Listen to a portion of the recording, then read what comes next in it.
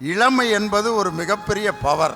இந்த அறிவியல் யுகத்தில் வாழ்க்கை முறை எப்படி எப்படியோ மாறிட்டு இருக்கு. ஒரு மனுஷனுக்கு இன்னைக்கு இருக்க வேண்டியது பாசிட்டிவ் ஆட்டிடியூட். என்ன இருக்கோ அதை அப்படியே ஏற்றுக்க பழகிக்கணும். பக்கத்தில் கொரட்டை விட்டு புருஷன் தூங்குறான் ராத்திரியில், அந்த அம்மா எந்திரிச்சு விடிய விடிய இப்படி லாரி ஓட்டிக்கிட்டு இருந்தா அந்த ஆளு கூட எப்படி தூங்குறதுன்னு அழுவுது.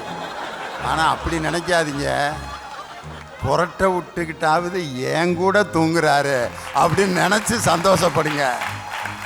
இன்னொரு வீட்டில் போய் படுத்து கலகம் பண்ணாம, தண்ணியை போட்டு சாக்கடையில் படுத்து கிடக்காம, சீட்டு விளாண்டு சொத்தை அழிக்காம, கொரட்டை விட்டுக்கிட்டு என் கூடயே படுத்திருக்காரு, இவர் என் கூடயே இருந்தா போதும்னு நினைக்கிறோம். பார்த்தீங்களா?